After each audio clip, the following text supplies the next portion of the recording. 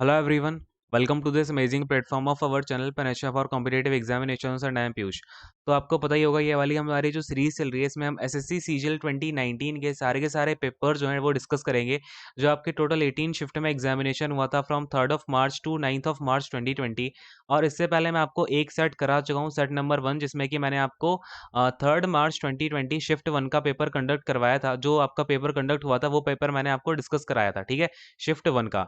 तो आज हम डिस्कस करेंगे 3rd ऑफ मार्च 2020 शिफ्ट 2 में जो आपका पेपर जो है कंडक्ट हुआ था। और ये सारे के सारे जो पेपर्स हैं आपका भी सीएचएसएल का जिनका एग्जामिनेशन है, या फिर जिनका सीपीओ का एग्जामिनेशन है, या फिर इसके अलावा जिनका स्टेनो का है, या फिर आपका एसएससी का कोई भी एग्जामिनेशन जो होने वाला है, आपका सीजीएल 2020 ही क्यों ना हो गया, वो भी होगा। तो उसमें भी आपको इस तरीके का पैटर्न के जो क्वेश्चन है वो देखने को मिलेंगे। और यहाँ पर जो है हम यहाँ पर इंग्लिश लैंग्वेज के पेपर्स को डिस्कस कर रहे होंगे। इससे पहले मैंने आपको जो मैथमेटिक्स है उसके सारे के सारे पेपर जो हैं वो शिफ्ट वाइज तो डिस्कस हो ही चुके हैं। इसके अलावा टॉपिक वाइज भी मैंने जो सारे के सारे पेपर्स हैं उनको टॉपिक वाइज भी डिस्कस किया हुआ है, तो वो भी आप जरूर देख लेना। जैसे आपके ज्योमेट्री के सारे क्वेश्चंस हो गए तो वो अलग से आपके कवर हैं, जैसे मेंसुरेशन हो गया, अलजेब्रा हो गया, ट्रिगो हो गया, है ना। जो भी अपने इंपॉर्टेंट सेक्शंस हैं उनको मैंने अलग से कवर करवा दिया टॉपिक वाइज। इसके अलावा आपका रीजनिंग की क्लासेस ऑलरेडी हो चुकी हैं जो मैम ने आपकी ली हुई हैं, तो ये सारी की सारी क्लासेस आपके लिए बहुत ही ज़्यादा इंपॉर्टेंट रहेंगी, तो ये आप जाके जरूर देख लेना, ठीक है। चलो अब देखो, ये जो आपका यहाँ पर मैं पेपर आपका मैं डिस्कस कराने लग रहा हूँ, तो इसमें आपकी ये जो भी सॉल्यूशन होगा वो पूरा डिटेल्ड सॉल्यूशन होगा, जहाँ पर मैं आपको लॉजिकल एक्सप्लेनेशन भी दूंगा। जैसा आपने अगर मेरी एरर वाली क्लास ले रखी है 1300 प्लस कॉमन एरर जो आपकी प्रीवियस ईयर पेपर में आई हुई हैं अभी तक की, ठीक है ना, वो सारी की सारी एरर्स मैं आपको करवा रहा हूँ थ्रू द पार्सिंग एंड उसके लॉजिकल एक्सप्लेनेशन के थ्रू। तो वो आपने अगर क्लासेस देखी हुई हैं तो आपको काफ़ी सारी चीज़ों की यहाँ पर आपको जो है वो ईजीनेस हो जाएगी, है ना। इसके अलावा हम सारे के सारे क्वेश्चंस को अगेन पार्सिंग के थ्रू देखेंगे, लॉजिकल एक्सप्लेनेशन देखेंगे, और वहाँ पर आपकी कंप्लीट हम यहाँ पर जो है वोकैबुलरी देख रहे होंगे, चाहे आपकी वो किसी क्वेश्चन में वोकैबुलरी का अच्छा वर्ड आ जाए, चाहे ऑप्शंस में आ जाए, चाहे आपका कोई लेट्स से अपना जो पैराग्राफ दिया हुआ है उसके बीच में कोई मुझे अच्छा वर्ड मिल गया तो उसकी मैं आपको मीनिंग वगैरह सारी की सारी यहाँ पर बता रहा हूँ, ठीक है। तो बहुत ही आराम से इस पेपर को डिस्कस करना है और आप बड़े ध्यान से सारी की सारी चीज़ों को अपनी एक नोटबुक उठा लो फटाफट से। अगर आप अभी तक बिना नोट्स के बैठे हुए हो तो फटाफट से नोटबुक को उठाओ और उसमें नोट डाउन करना सारी चीज़ों को आप शुरू कर देना, ठीक है। चलो अब शुरू करते हैं। आज का आपका है डे नंबर 2 और यहाँ पर हम डिस्कस करने वाले हैं 3rd ऑफ मार्च 2020 का शिफ्ट 2 में जो आपका पेपर कंडक्ट हुआ था, ठीक है। तो ये रहा आपके सामने सबसे पहला क्वेश्चन। देखो यहाँ पर आपका ये ग्रामेटिकल एरर वाला क्वेश्चन आ गया, यानी कि स्पॉट द एरर वाला अपने पास क्वेश्चन आ गया है पहला। देखो क्या लिखा हुआ है, the modern man is busy acquiring more and more wealth and designing ways to invest it in more sense pleasures, ठीक है। तो अब बड़े ध्यान से देखना है, यहाँ पर मैं आपको एक एक वर्ड का जो है वो एक्सप्लेनेशन दूंगा, तो बड़े ध्यान से आप देखना और सुनने समझने की कोशिश करना। चलो अब यहाँ पर अपने पास क्या है, द मॉडर्न मैन। यहाँ पर अगर मैं बात करूँ तो ये दा तो अपना आर्टिकल हो गया, मॉडर्न अपना पता है क्या होगा यहाँ पर, ये जो मॉडर्न लिखा हुआ है ये मॉडर्न अपना हो जाएगा यहाँ पर एडजेक्टिव, ठीक है ना। क्या हो जाएगा, एडजेक्टिव हो जाएगा। जो कि ये जो मैन अपना लिखा हुआ है ना, ये मैन अपना क्या है, एक नाउन है, क्लियर है। और ये अपना क्या बनेगा, सब्जेक्ट बनेगा। सब्जेक्ट, ये जो नाउन लिखा हुआ है इसका एडजेक्टिव कौन है, इसको जो क्वालिफाई करेगा वो है आपका मॉडर्न। कैसा मैन है, जो मॉडर्न मैन है। अब यहाँ पर ये क्या है भाई, ये इज है, इज आपका क्या हो जाएगा, हेल्पिंग वर्ब हो जाएगी, ठीक है। क्या हो जाएगी, हेल्पिंग वर्ब।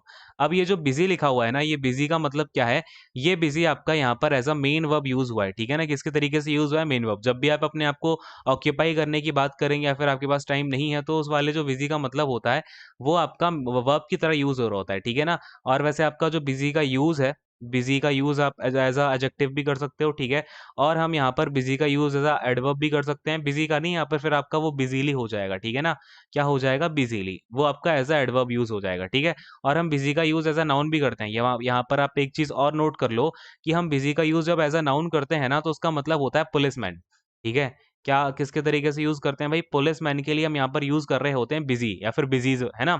तो अगर आपने ऐसे बोला कि the a busy caught me, है ना, तो उसका मतलब क्या हो जाएगा, आपको एक पुलिसमैन ने क्या है, पकड़ लिया था, ऑलराइट। अब इसके आगे अगर मैं आता हूँ, ये क्या लिखा हुआ है, एक्वायरिंग। अब ये एक्वायरिंग क्या होगा भाई, ये एक्वायरिंग ना आपका क्या है, जिरंड है, ठीक है ना। क्या है ये आपका, जिरंड है। क्लियर है बात मेरी, समझ में आ रही है क्या। क्या है ये आपका, जिरंड है। तो यहाँ पर ये क्या बनेगा, सेंटेंस में ऑब्जेक्ट बन जाएगा, ठीक है। अच्छा अब मुझे एक बात बताओ, अगर ये जिरंड है तो जिरंड्स क्या होते हैं अपने, जिरंड हो गया आपका इन्फिनेटिव हो गया, है ना, या फिर आपका पास्ट पार्टिसिपल हो गया, ये सारे के सारे आपके क्या होते हैं भाई, सैमी वर्ब्स होते हैं ना। क्या होते हैं, सैमी वर्ब्स होते हैं। तो एक बात बताओ, अगर ये सैमी वर्ब है तो इसके अंदर जो वर्ब का फंक्शन है वो कहीं ना कहीं छुपा हुआ होगा। तो ये अपने साथ में एक ऑब्जेक्ट भी रख सकता है अगर ये वर्ब का फंक्शन देगा। तो ये जो एक्वायरिंग है ना, ये अपने साथ में ऑब्जेक्ट भी रखेगा। कैसे रखेगा? देखो, acquiring more and more wealth, मैंने पूछा एक्वायरिंग व्हाट, तो एक्वायरिंग ने व्हाट का आंसर दिया मुझे वेल्थ के रूप में। तो ये जो वेल्थ है ना, ये वेल्थ अपना पता है क्या होगा? ये होगा आपका ऑब्जेक्ट ऑफ जिरंड। क्या हो जाएगा? ये आपका ऑब्जेक्ट ऑफ जिरंड हो जाएगा। क्लियर है मेरी बात? समझ में आ रही है क्या? अब इसके बाद में ये जो मोर एंड मोर है ना, ये आपका है तो एडजेक्टिव ही, क्योंकि ये वेल्थ को ही तो क्वालिफाई कर रहा है। लेकिन ये मोर एंड मोर लिख करके इसका क्या मतलब हुआ? यहाँ पर आपकी इंटेंसिटी बढ़ गई है। क्या हुआ है? यहाँ से आपकी इंटेंसिटी बढ़ गई। और हाँ, ये जब आप मोर एंड मोर का यूज कर लेते हो ना, यहाँ पर मैं आपको फिर से साइड में एक और इंपॉर्टेंट इन्फॉर्मेशन दे देता हूँ कि जब हम मोर एंड मोर का मोर एंड मोर का जब हम यूज करते हैं, उसका मतलब क्या है? जिस पॉइंट ऑफ टाइम पर आप ये बात बोल रहे हो ना, उस टाइम पर भी ये चीज आपकी इंक्रीज होती जा रही है। इसका मतलब ये होता है, ठीक है ना? यानी अगर आप इंक्रीजिंगली का यहाँ पर अपना जो है सेंस देना चाहते हो, तो हम वहां पर हम क्या यूज करेंगे? मोर एंड मोर का यूज कर रहे होंगे। क्लियर है? तो यहाँ पर देखो, मैं आपको एक एक वर्ड क्यों तोड़ रहा हूँ। यहाँ पर मैं आपको एरर बड़े आराम से ही बता सकता हूँ कि यहाँ पर आपकी एरर यहाँ पर है और ये वाला ऑप्शन करेक्ट हो जाएगा। लेकिन मुझे क्या है ना, कि आपको बहुत सारी चीजें सिखानी है ताकि आपके दिमाग में बहुत ही आराम से बैठ जाए, और चाहे जैसा भी क्वेश्चन आ जाए आप उसको डील कर पाओ, ठीक है ना? चलो खैर, यहाँ पर देखो, अब यहाँ पर ये एंड लिखा हुआ है, ठीक है ना? एंड का मतलब क्या है? यहाँ पर दो सेंटेंसेस को जोड़ा गया है, यानी कि एक सेंटेंस अपना पता है क्या होगा? The modern man is busy acquiring more and more wealth, और दूसरा सेंटेंस हो गया कि and the modern man is busy designing ways to invest, ठीक है ना? तो ये दो तरीके से अपना वर्ड ये जो अपना सेंटेंस है वो जोड़ा गया है ना? एंड अपना यहाँ पर क्या हो जाएगा? कंजंक्शन हो जाएगा। क्लियर है? अब ये जो डिजाइनिंग आया है ना, ये डिजाइनिंग फिर से आपका क्या हो जाएगा? यहाँ पर ये हो जाएगा आपका जीरंड, ठीक है ना? क्या हो जाएगा? V1 प्लस का ING वाली फॉर्म है। अब मैंने कहा ठीक है भाई, जीरंड हो गया, तो क्या इसके पास में ऑब्जेक्ट है क्या? मैंने देन डिजाइनिंग से मैंने पूछा कि डिजाइनिंग व्हाट, तो उसने आंसर दे दिया भाई, वेज ने। वेज बोला कि भाई डिजाइनिंग वेज। क्लियर है भाई? बात समझ में आ गई? तो ये वेज क्या हो जाएगा? आपका ऑब्जेक्ट ऑफ जिरंड हो जाएगा। क्या हो जाएगा? ऑब्जेक्ट ऑफ जिरंड हो जाएगा। बात मेरी समझ में आ रही है क्या? चलो, इसके बाद में ये जो टू है, अच्छा जी, अब बात आ गई कि टू इन्वेस्ट। ये टू इन्वेस्ट क्या होगा? हाँ भाई, तो ये जो आपका टू इन्वेस्ट लिखा हुआ है ना, ये टू इन्वेस्ट आपका हो जाएगा इन्फिनिटिव। मतलब बड़ा ही प्यारा सेंटेंस है। सेंटेंस को देख करके ना मतलब मजा ही आ गया। हर चीज का यहाँ पर बड़े ही आराम से जो है चीजों का यूज किया हुआ है। देखो, अब इसके बाद क्या है? यूजिंग टू इन्वेस्ट इट, ठीक है ना? टू, अब देखो, अगर ये इन्फिनिटिव है, इन्फिनिटिव भी क्या होता है अपने आप में? सेमी वर्ब ही तो होता है। इन्फिनिटिव क्या होता है भाई? सेमी वर्ब होता है। अगर ये सेमी वर्ब है तो ये अपने पास में एक ऑब्जेक्ट रखेगा कि नहीं रखेगा? बोलो हाँ। क्लियर है ना? तो ये इट, मैंने पूछा टू इन्वेस्ट व्हाट, तो उसने बताया टू इन्वेस्ट इट, तो ये इट क्या हो जाएगा? आपका ऑब्जेक्ट ऑफ इन्फिनिटिव हो जाएगा, ठीक है ना? क्या हो जाएगा? Object of infinitive. क्लियर है? चलो, इसके बाद में अब ये जो इन है, ये इन क्या हो जाएगा? आपका प्रिपोजिशन हो जाएगी, ठीक है ना? इन हो गई प्रिपोजिशन। और इसके बाद में मोर सेंस प्लेजर्स, तो मैंने कहा अगर ये प्रपोजिशन आई हुई है ना, तो मुझे इस प्रपोजिशन के लिए ऑब्जेक्ट भी ढूंढना पड़ेगा। और ये जो प्लेजर्स वाला नाउन है, ये हो जाएगा आपका पीओ। पीओ क्या होता है? Prepositional object. क्लियर है? बात समझ में आ रही है मेरी? चलो, अब अगर ये आपका प्रपोजिशनल ऑब्जेक्ट हो गया है, तो मुझे एक बात बताओ, ये जो सेंस है, ये सेंस क्या करेगा भाई? अब देखो, सेंस आपका होता है नाउन, लेकिन अगर ये आपका नाउन ऑलरेडी है जो प्रपोजिशनल ऑब्जेक्ट बन चुका है, तो ये अपना एडजेक्टिव होना चाहिए था। यानी कि यहाँ पर आपका सेंस तो नहीं आएगा, एडजेक्टिव वाली फॉर्म आएगी। यानी कि यहाँ पर क्या आना चाहिए? सेंसुअल आना चाहिए, ठीक है ना? क्या होता है आपका? सेंसुअल होता है। सेंसुअल का मतलब क्या होता है? आपकी जो भी भौतिक सुख हैं, आप उनके पीछे और भाग रहे हो, ठीक है ना? तो यहाँ पर आपका सेंसुअल यूज जो है वो बिल्कुल करेक्ट होगा। और ये एज अ एडजेक्टिव का काम कर रहा होगा। किसका काम कर रहा होगा? एज अ एडजेक्टिव का। क्लियर है? अब इसके आगे क्या लिखा हुआ? ये जो मोर है, ये मोर अपना ऑफ कोर्स डिग्री बता रहा है, ये अपना क्या हो जाएगा? यहाँ पर एडजेक्टिव हो जाएगा मोर। क्लियर है? क्या हो जाएगा? एडजेक्टिव हो जाएगा, ठीक है? बात मेरी समझ में आ गई सभी को? तो हमने यहाँ पर पूरे की पार्सिंग करके देख ली, लेकिन आपको एग्जामिनेशन में ना, ये जो मैं आपको चीजें समझा रहा हूँ, बस ये आपके माइंड में होनी चाहिए। ये नहीं कि आप एग्जामिनेशन में बैठ के इतनी बड़ी जो है कहानी लिखने लग जाओ। अगर आपके माइंड में रहेगी ना, तो आपको ये, जब आप इस तरीके से प्रैक्टिस करोगे, देखो मैं आपको एक बात बताऊं, जब आप प्रैक्टिस में ना अपना जितना ज्यादा पसीना बहाते हैं, उतना ही ज्यादा आप आसानी से जो है अपना जैसे लेट्स से मैं क्रिकेट की बात करूं, ठीक है ना? क्रिकेट में क्या होता है? आप जितनी ज्यादा प्रैक्टिस करोगे, उतनी ही ज्यादा आपके पास में हाथ की फ्लेक्सिबिलिटी आ जाएगी। हाँ भाई, कि मैं जो अपना प्लेग्राउंड होगा वहां पर जाके फटाफट से शॉट्स को मार पाऊंगा, ठीक है ना? तो यही बात होती है कि आप जितनी ज्यादा अच्छे से प्रैक्टिस करोगे, उतनी ही जल्दी चीजों को आप समझ पाओगे, है ना? और वहां पर आपकी एरर नहीं होगी इससे, ठीक है? फिलहाल अपनी यहाँ पर एरर किसमें है? यहाँ पर आपका सेंस की जगह सेंसुअल आना चाहिए। खैर, यहाँ पर आपका जो ऑप्शन नंबर 1 है, यहाँ पर आपकी एरर देखने को मिली है। आई होप कि आपको ये चीज पूरी क्लियर हो गई होगी, अच्छे समझ में आ गई होगी। अगले क्वेश्चन पर आते हैं, ठीक है ना? और मैं हर क्वेश्चन को बहुत ही डिटेल में लेकर के जाऊंगा। जैसे मीनिंग, जैसे कोई अगर कोई मीनिंग वाला लेट से अपना कोई वोकैबुलरी से रिलेटेड क्वेश्चन आ गया, तो उसमें वोकैब भी मैं आपको बहुत ही अच्छे लेवल की समझा के चल रहा हूँ, ठीक है। तो ये सारी की सारी चीज़ें आप थोड़ा सा देख के चलना। खैर, यहाँ पर क्या हमें इनडायरेक्ट फॉर्म बतानी है, he said to me what are you doing. अब यहाँ पर ये अपना क्वेश्चन, क्योंकि ये अपना क्या है भाई, इंटरोगेटिव सेंटेंस है ना। तो इंटरोगेटिव सेंटेंस में आपको पता है, या तो अपना अगर यहाँ पर क्वेश्चन वर्ड यूज हुआ है तो हम जो अपना कंजंक्शन होता है उसकी प्लेस पर, जो लेट से यहाँ पर अपना व्हाट क्वेश्चन वर्ड यूज हुआ है, तो कंजंक्शन की प्लेस पर हम इस क्वेश्चन वर्ड को ही यूज कर लेते हैं, ठीक है ना। तो देखो यहाँ पर क्या हो जाएगा आपका, ही सेड टू मी को हम सेड टू को हटा करके क्या कर देंगे, आस्क्ड कर देंगे, क्योंकि यहाँ पर आप पूछ रहे हो, है ना। तो आपका इंटरोगेटिव सेंटेंस है, तो ही आस्क्ड मी, और मैंने इस क्वेश्चन वर्ड को हटा करके यहाँ पर एज अ कंजंक्शन यूज कर लिया। क्योंकि ये क्वेश्चन वर्ड हट गया है, तो क्या मुझे यहाँ पर इन्वर्जन करने की जरूरत है? नहीं भाई। तो यहाँ पर मैं क्या करूंगा, व्हाट यू आर डूइंग, है ना। क्या हो जाएगा, what you are doing. Sorry, what you नहीं है, क्योंकि हम यहाँ पर इनडायरेक्ट में चेंज कर रहे हैं ना, तो यहाँ पर आपका क्या आ जाएगा, आई आ जाएगा, है ना। व्हाट आई वॉज डूइंग, है ना।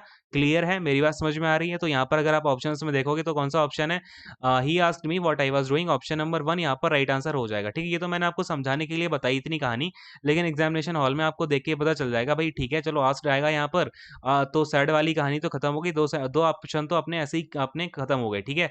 और चूंकि यहाँ पर हमें व्हाट का यूज जो है वो एज अ कंजंक्शन करना था, यहाँ पर आपने दैट लगा दिया, ये वाला ऑप्शन भी आपका गलत हो गया। तो कभी कभी आपको चीजें ना इस तरीके से भी करनी होगी, आपको ऑप्शंस को एलिमिनेट करना भी सीखना पड़ेगा, ठीक है। एग्जामिनेशन हॉल में ये नहीं कि आपने बढ़िया प्रैक्टिस कर रखी है तो आप वहां पे जाके पूरा अपना टाइम जो है उसमें ही लगा दोगे, पीएचडी थोड़ी करनी है। हमें ऑप्शंस को एलिमिनेट करना भी सीखना पड़ेगा। लेकिन यहाँ पर मैं आपको पेपर क्योंकि डिस्कस करा रहा हूँ, तो बहुत सारी चीजें, बहुत सारे एस्पेक्ट को मैं यहाँ पर आपको दिखा के चलूंगा, ठीक है। बात मेरी समझ पा रहे हो? तो आपको ये सारी की सारी चीजें सीखनी है। खैर, अगले क्वेश्चन पर आता हूँ, क्वेश्चन नंबर 3 को देखते हैं, ठीक है। ये देखो, what is the synonym of the given word pathetic. तो यहाँ पर अपन क्या करते हैं, एक एक करके सारी मीनिंग्स को जो है हम समझने की कोशिश करते हैं। तो सबसे पहले अपने पास है पैथेटिक। पैथेटिक बेसिकली होता है क्या, एडजेक्टिव होता है, ठीक है ना। एडजेक्टिव होता है और इसका मतलब क्या होता है पैथेटिक का, पिटीफुल या फिर कोई ऐसी चीज, इसको आप नोट डाउन कर लो, क्या होता है, मेकिंग यू फील पिटी, यानी कि आपको क्या करो, कोई ऐसी चीज हो जिससे कि आपको दया आ जाए किसी के ऊपर, या फिर सिंपैथी आ जाए, ठीक है ना। इसको हम सिंपैथी के लिए भी यूज कर सकते हैं, सिंपैथी। यहाँ पर आपका एम भी है, सिंपैथी, ऑल राइट। अब यहाँ पर क्या है अपना ऑप्शंस में, क्यूरियस, हम यहाँ पर सिनोनिम देखना है, ठीक है ना। क्यूरियस है, पिटीफुल है, डल है, इनसिग्निफिकेंट है। तो ये देख के आपको समझ में आ ही गया होगा कि यहाँ पर अपना जो पिटीफुल है वो राइट आंसर हो जाएगा, क्लियर है। लेकिन यहाँ पर अगर मैं बात करूँ, क्यूरियस तो सिंपल सा है, सबको पता होगा, जिज्ञासा जो होती है सबके अंदर की, है ना। तो क्यूरियस का मतलब होता है wanting to know about something. क्या होता है, wanting to know about something. अगर नोट डाउन करना चाहो इसको कर लो, बट ज्यादा कुछ खास है नहीं, wanting to know about something, clear है। अब अगर मैं अगले वर्ड पर आ जाता हूं, तो ये पिटीफुल तो सबको पता ही होगा। अब डल पर आते हैं, ठीक है ना। डल का ये जरा, डल को आप बड़े आराम से देखना, और डल के ना 2-3 मतलब होते हैं, इसको ना बहुत अच्छे से आप नोट डाउन कर लेना, नहीं तो बहुत सारे बच्चे यहाँ पर कंफ्यूज हो सकते हैं, ठीक है। तो देखो, डल का जो बेसिक मतलब होता है वो क्या होता है, बोरिंग, ठीक है ना। डल का बेसिक मतलब क्या हो गया, बोरिंग हो गया। लेकिन अब अगर मैंने लट से क्या बोल दिया, किसी नाइफ को लेकर के मैंने क्या बोला, मैं अगर बात करूं किसी नाइफ की, ठीक है ना, नाइफ की करूं, या फिर किसी स्वॉर्ड की बात करूं, ठीक है ना, किसकी बात करूं, और स्वॉर्ड की, ठीक है। अगर मैंने बोला आपका कोई नाइफ डल है, या फिर आपकी स्वॉर्ड जो है वो डल है, उसका मतलब क्या होगा, ये जो आपकी स्वॉर्ड है ना, वो अब ब्लंट नहीं रही है, ठीक है ना। यानी कि उसमें जो धार है वो उसकी चली गई है, ठीक है ना। उसका मतलब क्या हो जाएगा, नॉट ब्लंट, क्लियर है। इसी तरीके से अगर आपका सेंटेंस में डल यूज हुआ हो, लेट से मैंने क्या बोला, डल पेन, ठीक है ना, ये आपका सबसे ज्यादा कंफ्यूजिंग होता है। डल पेन का मतलब पता है क्या होता है, जैसे मुझे कोई पेन हो रहा है, ठीक है। अब वो पेन जो है वो ज्यादा तो नहीं है, यानी कि वो मेरा सेवर पेन तो नहीं है, ठीक है ना, सेवर पेन नहीं है। लेकिन क्या हो रहा है ना, वो पेन मुझे कॉन्टिन्यूसली हो रहा है, ठीक है ना। But does not, not a, ये सब आप लिख लो, not a saver pen but it does not stop, but it does not stop, मतलब कि पेन मुझे ज्यादा तो नहीं है, लेकिन वो जो पेन है ना वो रुक नहीं रहा है। अब इसका एग्जांपल क्या होगा, कभी कभी आपकी कमर दर्द होने लगती है ना, तो कम से कम 3-4 घंटे तक लट से आपकी कमर दर्द हो रही है, मतलब ज्यादा दर्द नहीं है, आराम से हो रहा है, ज्यादा कुछ खास दर्द नहीं है, लेकिन वो रुक नहीं रहा है ना। तो उसको हम क्या बोलते हैं, डल पेन बोलते हैं। समझ पा रहे हैं मेरी बात? अब इसी तरीके से आपका एक और आ जाता है, लेट से कोई, मैंने क्या बोला, डल साउंड, है ना, डल साउंड। तो यहाँ पर आपका क्या हो जाएगा, वो साउंड आपका क्लियर नहीं आ रहा है, ठीक है ना, आपका साउंड जो है वो आपको क्लियरली सुनाई नहीं दे पा रहा है, ठीक है। तो ये आपके डल के यूजेस होते हैं, इसको आप ध्यान रखना, कभी ना कभी ये क्वेश्चन आपका एरर में भी आएगा, ठीक है। चलो, अगले क्वेश्चन पर आते हैं इनसिग्निफिकेंट। ये जो आपका वर्ड है इनसिग्निफिकेंट, सबको पता ही होगा, जो सिग्निफिकेंट ना हो, जिसकी कोई वैल्यू ना हो, कुछ खासा उसकी सिग्निफिकेंस ना हो, तो उसको हम क्या बोल देते हैं, सिग्निफिकेंट, इनसिग्निफिकेंट बोल देते हैं। क्लियर है। अगले क्वेश्चन पर आते हैं, क्वेश्चन नंबर 4 देखेंगे। अब हमें यहाँ पर क्या देखना है भाई, एंटोनिम देखना है। क्या देखना है भाई, एंटोनिम। इसको आप जरूर हमेशा पढ़ा करो। कई सारे बच्चे क्या करते हैं, सिनोनिम या एंटोनिम देखा नहीं, बस शुरू हो गए, है ना। तो देखो, अब सबसे पहले अपने पास है हिलेरियस। तो हिलेरियस का मतलब क्या होता है, एक्सट्रीमली फनी। क्या होता है, एक्सट्रीमली फनी। क्लियर है। क्या हो गया भाई, एक्सट्रीमली फनी हो गया। तो यहाँ पर आपके सामने ऑप्शंस है, ब्लेद है, हैप्पी है, सैड है, मैरी है। अब देखो यहाँ पर चूंकि आपका एंटोनिम लिखा हुआ है, तो आपको बस अकेला जो अगर ये एक्सट्रीमली फनी है तो आपको दिख रहा है भाई सैड है, तो ये अपना राइट आंसर हो जाएगा, सैड वाला। क्लियर है। तो ये तो समझ में आ गया कि भाई हाँ भाई सैड जो है वो अपना राइट आंसर होगा। लेकिन एक एक करके बाकी कोई वर्ड्स को भी हम यहाँ पर समझ लेते हैं, हो सकता है कि आपके अगले एग्जामिनेशन में विलित आ जाए, है ना। तो विलित का मतलब होता है happy, happy and having no worries, है ना। Happy and having no worries, all right. ये हो गया आपका क्या, ब्लिद। क्लियर है। और हैप्पी तो आपको पता ही है, खुश रहना। अच्छा, मैरी क्या होता है, ये मैरी का मतलब होता है हैप्पी। बेसिकली इसका जो क्लियर मतलब होता है वो तो चीयरफुल, है ना। चीयरफुल या फिर आपका जॉली बोल दो, है ना। क्या बोल दो भाई, जॉली। समझ में आ गया भाई, क्लियर है। तो हिलेरियस का अपना जो एंटोनेम होगा वो तो फिलहाल सैड होगा, लेकिन ये ब्लिद याद रखना। ब्लिद क्या होता है, happy and having no worries, है ना। किसी को कोई बहुत ज्यादा खुश और उसके पास कोई चिंता ना हो, जैसे कुछ बच्चे होते हैं ना, बच्चे क्या होते हैं आपके, ब्लिद होते हैं, ठीक है ना। यानी कि वो खुश होते हैं और उनके पास में कोई चिंता नहीं होती है। और हाँ, ब्लिद का यूज आप ऑफ कोर्स एक एडजेक्टिव की तरह कर सकते हो, ठीक है ना। एडजेक्टिव की तरह यूज होता है। लेट्स से मैंने क्या बोला, ब्लिद बॉय, ठीक है ना। क्या बोला मैंने, ब्लिद बॉय। तो यहाँ पर क्या हो जाएगा, ये जो बच्चा है इसको कोई वरीज नहीं है और ये अपने आराम से खुश होकर घूमता है ना। अगले क्वेश्चन पर आते हैं, क्वेश्चन नंबर 5 देखेंगे। यहाँ पर हमसे क्या बोल रहा है कि आप, अच्छा, सेंटेंस इंप्रूवमेंट का अपना एक क्वेश्चन आ गया। There is a great degrade in values in modern age, ठीक है ना। तो अब जरा ध्यान से देखते हैं क्या बोल रहा है। अच्छा, ये अंडरलाइंड वर्ड है यहाँ पर, बेसिकली आपका जो अंडरलाइन है ना वो यहाँ पर है, डिग्रेड इन वैल्यूज, ठीक है। अंडरलाइन आपको नहीं दिख रही होगी फिलहाल, ये है क्वेश्चन, ठीक है। अंडरलाइन पार्ट आपका ये है। तो अब देखो यहाँ पर क्या लिखा हुआ है, there is great degrade in values. अब अगर मुझे इसे चेंज करना हो, किससे चेंज करना हो, मोस्ट अप्रोप्रिएट वर्ड से। ये मैंने मोस्ट अप्रोप्रिएट वाली जो कहानी है कल बहुत ही अच्छे से समझाई हुई है, ठीक है ना। तो आई होप कि आपने को वो चीज याद होगी। क्लियर है।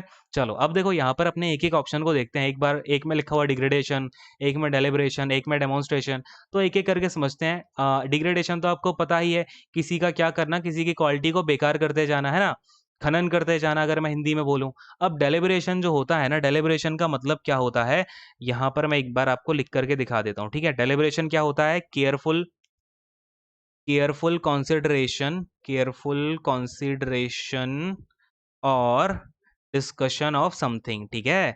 यानी कि आप क्या करें, बहुत ही केयरफुल किसी चीज को कंसिडरेशन करें, यानी कि वैल्यूज का हम यहाँ पर क्या कर रहे हो, बहुत ज्यादा केयरफुल कंसिडरेशन कर रहे हो, या फिर डिस्कशन ऑफ समथिंग, ठीक है। ये भी लिख लो यहाँ पर, क्यों छोड़ना इसको, ऑफ समथिंग। यानी कि आप किसी भी चीज का बहुत ही अच्छा क्या करें, डिस्कशन करें डेलिब्रेट होकर के, या फिर आप बहुत ही सावधानी के साथ उसको कंसिडर कर रहे हो अपनी वैल्यूज को। तो यहाँ पर आपने देखा भाई, यहाँ पर लेकिन अपना सेंस तो डिग्रेडेशन का ही आना चाहिए। ये तो सेंस ही पूरा गलत हो गया। सेकंड वाला ऑप्शन तो पिक्चर से बाहर है। डेमोन्स्ट्रेशन फ्रॉम वैल्यूज, ये तो कोई मतलब ही नहीं हुआ भाई, डेमोन्स्ट्रेशन फ्रॉम वैल्यूज। आप क्या वैल्यूज का कोई डेमोन्स्ट्रेशन करने का सेंस आ रहा है क्या, नहीं भाई। अब डिग्रेडेशन ऑफ वैल्यूज यहाँ पर आपका बिल्कुल राइट आंसर हो जाएगा, क्योंकि देखो डिग्रेड इन वैल्यूज नहीं होगा, डिग्रेडेशन ऑफ वैल्यूज होता है। जब भी आप किसी चीज का डिग्रेडेशन करते हो ना, तो वहां पर आपकी राइट प्रिपोजिशन ऑफ ही होनी चाहिए। और अगर आप डिग्रेडेशन कर भी रहे हो तो यहाँ पर देखो बात समझना। अब मैं आपको थोड़ा सा यहाँ पर पार्सिंग का जब मेथड सिखा जब अपन ने पार्सिंग का मेथड सीखा ही हुआ है, तो क्यों इन सारे हम चक्रों में पड़ेंगे। देखो ये जो डिग्रेडेशन यहाँ पर क्यों आएगा, ये जो अपना देर क्या हो जाएगा, सब्जेक्ट हो जाएगा, है ना।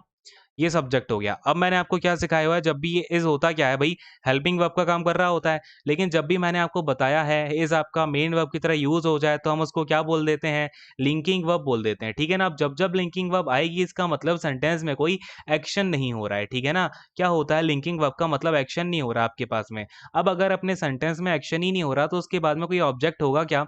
ऑब्जेक्ट क्या होता है, जिसके ऊपर एक्शन किया जाए। एक्शन जिसके ऊपर होता है वही तो अपना ऑब्जेक्ट होता है। लेकिन अगर सेंटेंस में एक्शन ही नहीं है तो ऑब्जेक्ट होगा क्या, नहीं होगा।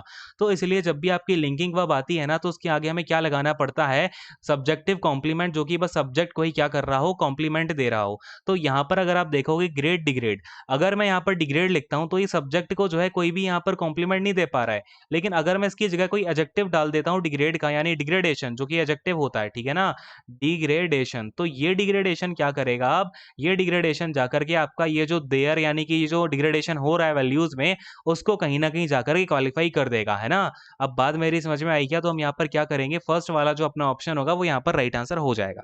ठीक है, अगले क्वेश्चन पर आ जाऊं भाई। क्वेश्चन नंबर 6 देखते हैं। देखो अब यहाँ पर हम एक एक वर्ड का फिर से मतलब समझते हैं कि क्या क्या वर्ड हमें दे रखे हैं, फिर हम जरा क्वेश्चन को देखेंगे। ठीक है, देखो एक एक करके समझना यहाँ पे। सबसे पहले अपने पास यहाँ पर गिवन है ओकेशनल, ठीक है ना। तो ओकेशनल का मतलब क्या होता है, नॉट ऑफन, या फिर कोई ऐसी चीज जो आपकी अक्सर ना होती हो, है ना। तो नॉट ऑफन, क्लियर है, नॉट ऑफन हैपनिंग, यानी कोई ऐसी चीज आपकी जो कॉन्टिन्यूसली ना होती हो, बस कभी कभार आपकी हो जाती हो, ठीक है ना, बोलते हैं ना ओकेशनल। इसके बाद में अपना है ऑस्पिशियस। तो ऑस्पिशियस का मतलब क्या होता है, बड़े ध्यान से देखना। ये आपका एज एडजेक्टिव भी यूज होता है, ठीक है ना। एज एडजेक्टिव आपके ये सारे के सारे वर्ड्स है ना, ये जितने भी लिखे हुए हैं, ये सारे आपके एज एडजेक्टिव यूज हो रहे होते हैं। क्लियर है, ये बात तो आप देख ही लेना। अब देखो यहाँ पर ये जो ऑस्पिशियस होता है, इसका मतलब होता है showing, showing that something is likely to be, that something is likely to be happen, ठीक है ना। यानी कोई चीज आपकी लाइकली टू बी हैपन नहीं, बेसिकली कोई भी चीज आपकी ना सक्सीड होने वाली जब होती है, तो उसको हम बोलते हैं ऑस्पिशियस। यानी कि हम जब भी क्या करें, किसी भी चीज को ऐसे दिखाएं कि ये जो है बिल्कुल सक्सीड होगी, तो उसको हम बोल रहे होते हैं ऑस्पिशियस, ठीक है। अच्छा, ओमिनस क्या होता है, ओमिनस का मतलब होता है making you feel that something, इसको मैं लिख ही देता हूँ, ठीक है ना, ये आप एक बार लिख लेना, ठीक है ना, लंबा हो जाएगा, मैं आपको बोले दे रहा हूँ। Making you feel that something is, क्या हो जाएगा, लाइक समथिंग बैड इज, ठीक है ना, something bad is going to happen, something bad is going to happen, clear है, गोइंग टू हैपन। तो ये बात समझ में आ रही है ना, यानी कि कोई भी चीज़ आपको इस तरीके से महसूस कराई जाए कि उसका मतलब क्या हो, कोई चीज़ अगर आप स्टार्ट करने वाले हो ओमिनस में, तो उसका मतलब क्या हो जाएगा कि बहुत कुछ आपका जो है वो बुरा होने वाला है। क्लियर है, जिस तरीके से आपका ये सक्सीड होने वाला है, ये आपका बुरा होने वाला है। तो एक तरीके से जो ऑस्पिशियस और ओमिनस होते हैं ना, ये आपस में एंटोनिम्स होते हैं, इसको भी ध्यान रख के चलना। चलो अब ये जो ऑडेशियस होता है, ऑडेशियस आपको पता ही हो, कई सारे बच्चों को यहाँ पर पता होगा, शोइंग ग्रेट करेज, ठीक है ना, शोइंग ग्रेट करेज, इसको भी नोट डाउन कर लो, showing great courage, all right. अच्छा, अब यहाँ पर शोइंग ग्रेट करेज हो गया। अच्छा, इसका मतलब आप बहुत ज़्यादा अपना क्या करें, यहाँ पर साहस दिखाएं, उसको हम बोल रहे होते हैं ऑडेशियस। जैसे मैंने बोल दिया, what an audacious plan this is, यानी कि लेट से आपने कोई बहुत बड़े बैंक में हीस्ट करने का जो है प्लान बना लिया, तो उसको क्या बोला जाएगा, यहाँ पर तुमने बहुत ज़्यादा करेज कर लिया है ना। तो वो हो जाएगा आपका, this is a very audacious plan, all right. चलिए अब यहाँ पर अपने पास क्या, it is an auspicious, it is an dash day to start your new business, यानी कि जब आप कोई नया बिजनेस स्टार्ट करोगे, तो मुझे ये बताओ क्या ओकेशनल करोगे? नहीं भाई, हमें तो अपना बिजनेस जो है डेली रन करना पड़ेगा। ऑस्पिशियस डे पे करोगे क्या? हाँ भाई, ये हो सकता है कि मैं अपने बिजनेस में सक्सीड हूँ, उसी दिन मैं अपना बिजनेस जो है वो लॉन्च करूंगा या फिर स्टार्ट करूंगा। ओमिनस क्या बेकार दिन करूंगा क्या? नहीं भाई। और ऑडेशियस क्या, ऐसा कुछ मुझे करेज चाहिए क्या? करेज, देखो बिजनेस में आपका करेज का मतलब पता है क्या होता है, जब आप इनसर्टेनिटी के साथ कोई बिजनेस स्टार्ट करो, यानी कि उस बिजनेस में आपका लॉस होने का भी आपके चांसेस हो, प्रॉफिट होने के भी चांसेस हो, लेकिन मैं बिजनेस तो अपना अगर स्टार्ट करने वाला हूँ, तो उसमें मैं इतना बड़ा गेम थोड़ी खेलूंगा, मैं तो प्रॉफिट लेने के ही अपने चक्कर में रहूंगा कि थोड़ा सा मिले लेकिन प्रॉफिट मिले, है ना। तो उसके लिए आप क्या करोगे, अपना ऑप्शन नंबर सी बी जो है यहाँ पर आपका ऑप्शन नंबर 2 और स्पेशियस अपना यहाँ पर राइट आंसर हो जाएगा। क्लियर है, बात समझ में आ रही है? एंड यू नो अभी मैं बहुत ज़्यादा थका हुआ हूँ एक्चुअली, आज मुझे कुछ काम से थोड़ा बाहर जाना पड़ा। आपको मैंने टेलीग्राम पे बताया भी हुआ था कि आपकी कल की जो क्लास है वो नहीं हो पाई थी। बेसिकली ये मैं रात को रिकॉर्डिंग कर रहा हूँ आपकी, क्योंकि कल भी मुझे हो सकता है कि कुछ टाइम के लिए बाहर जाना पड़े, तो मैंने सोचा आपकी रिकॉर्डिंग जो है वो क्लास की मैं अभी करके रख देता हूँ, जिससे कि आपको कोई लॉस नहीं होगा, ठीक है। तो बहुत ज़्यादा थकान है, लेकिन तब भी देखो भाई, सारी की सारी चीज़ें आपके लिए कर रहा हूँ, तो कम से कम आप क्या कर सकते हो, जो सबसे ज़्यादा लीस्ट थिंग है ना, वो आप ये कर सकते हो कि सेशंस को ज़्यादा से ज़्यादा शेयर किया करो, जिससे कि हम ज़्यादा से ज़्यादा बच्चों के पास क्या है, पहुँच पाएँ, है ना। चलिए भाई, खैर ज़्यादा बातें नहीं करेंगे, अगले क्वेश्चन पर आते हैं। क्वेश्चन नंबर 7 देखेंगे। कहाँ चला गया भाई?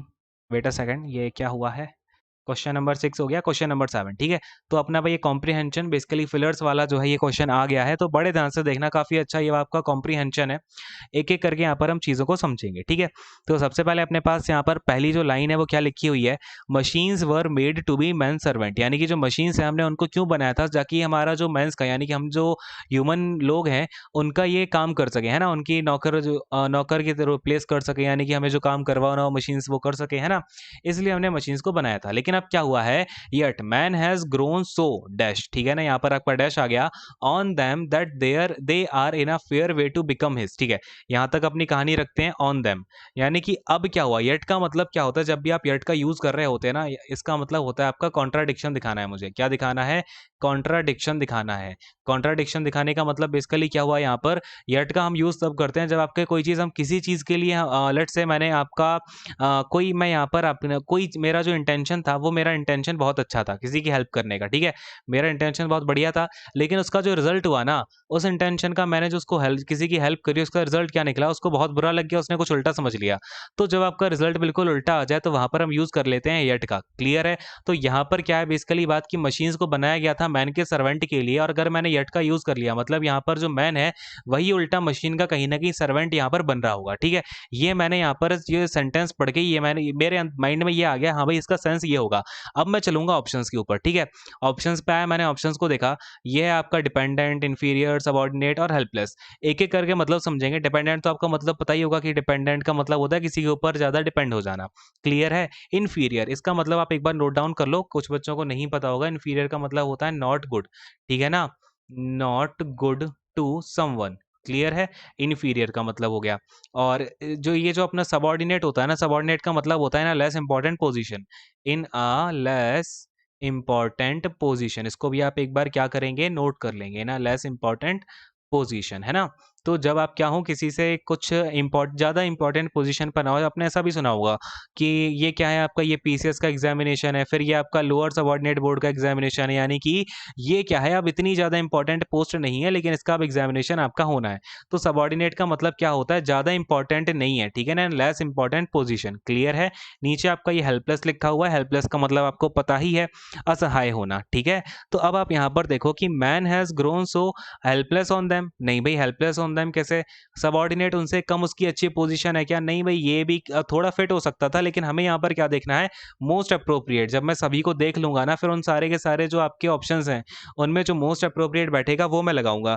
तो अब क्या है, जो मशीन से उनको सर्वेंट बनना था, लेकिन अब मैन क्या हो गया, उन पर डिपेंडेंट हो गया। ये वाली जो मीनिंग है अपनी सबसे ज्यादा मोस्ट अप्रोप्रिएट यहाँ पर आ रही है, ठीक है ना। क्लियर है? और इन्फीरियर की तो खैर यहाँ पर बात ही नहीं उठती। इसका मतलब क्या होता है, not good to someone, machine के लिए मानव जो है ज़्यादा अच्छा नहीं है क्या, ऐसा तो है नहीं, क्योंकि अभी आप देखना इस पैसेज में ही आपकी कई सारी बातें जो है वो क्लियर हो जाएंगी, ठीक है। देखो अब आगे क्या लिखा हुआ है, आगे आपका है क्या है भाई, on them that they are in a fair way to become his, आगे है डैश, यानी कि अब क्या हो गया है, अब देखो मैंने क्या बोला आपसे, यहाँ पर येट का यूज हो गया है, ठीक है ना। येट का मतलब क्या हो गया, अब यहाँ पर आपका मशीन कहीं ना कहीं मैन की सर्वेंट के लिए बनाई गई थी, लेकिन अब मैन का, अब यहाँ पर ये जो पूरा सेंटेंस में मीनिंग चलेगी ना, वो यही चलेगी कि मैन का सेंस क्या होगा, मैन ही सर्वेंट बन गया है मशीन का, ठीक है। तो them that they are in a fair way to become his, यानी कि अब ये जो दे यूज हुआ है ना, दे किसके लिए यूज हुआ है, इन मशीन्स के लिए यूज हुआ है, ठीक है।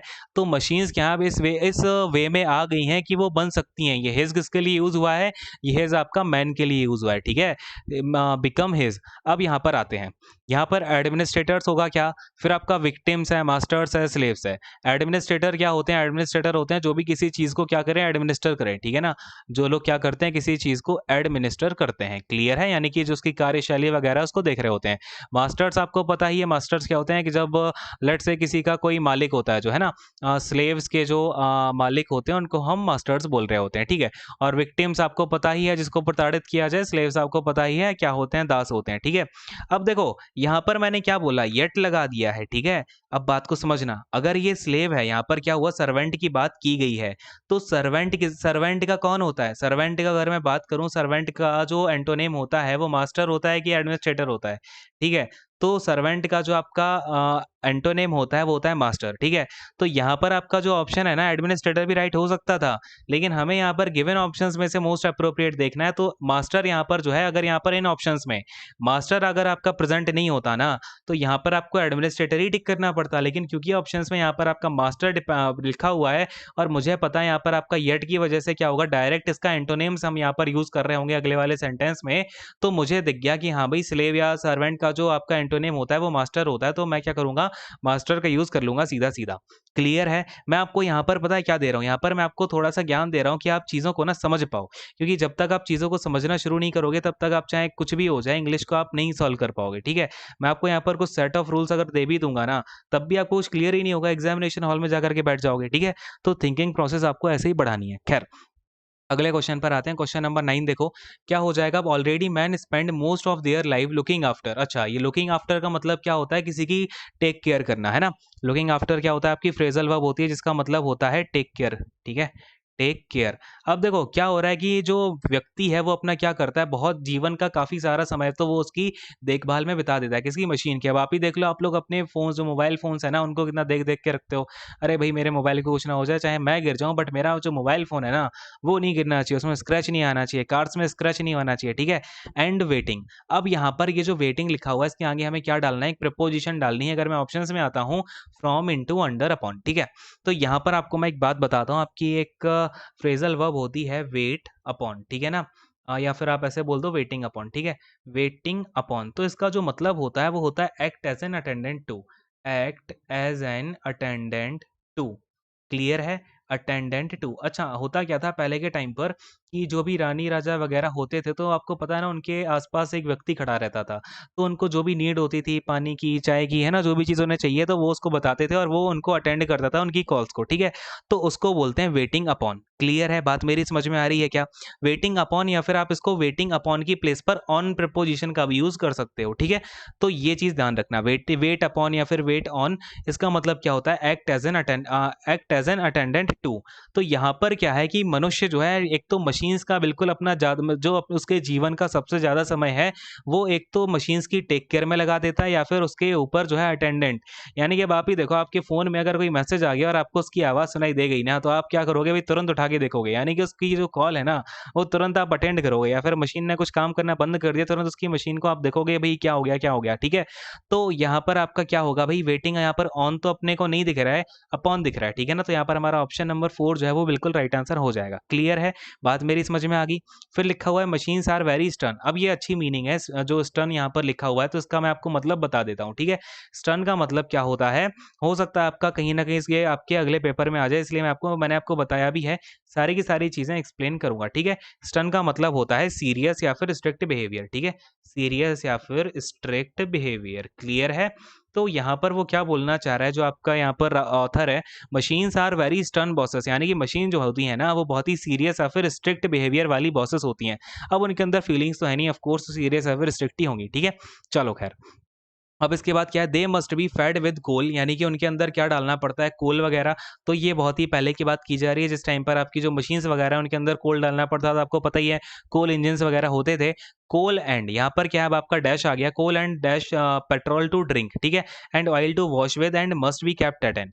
अब देखो मशीन्स जो है आपको यहाँ पर आपने देखा मस्ट बी, अब आपने देखा मस्ट बी फेड, इसका मतलब क्या है ना कि यहाँ पर आपका ये जो है बी प्लस का V3 वाली फॉर्म आ रही है ना, बी प्लस का V3, और यहाँ पर आपने देखा एंड। और मैंने आपको हमेशा बताया है कि कभी भी आपका एंड जो होता है ना, उस एंड का मतलब क्या है कि आपका इस साइड और इस साइड दोनों साइड क्या होगा, आपका सेम वर्ब्स की फॉर्म, या फिर यहाँ पर आपका अगर यहाँ पर कोई एडजेक्टिव यूज हुआ है तो यहाँ पर भी आपका एडजेक्टिव यूज हुआ है ना, ये सारी की सारी चीजें। तो यहाँ पर अगर मैंने V3 का यूज किया हुआ है तो इसके बाद में मैं क्या करूंगा, यहाँ पर V3 का ही यूज करूंगा। किसका यूज करूंगा, V3 का।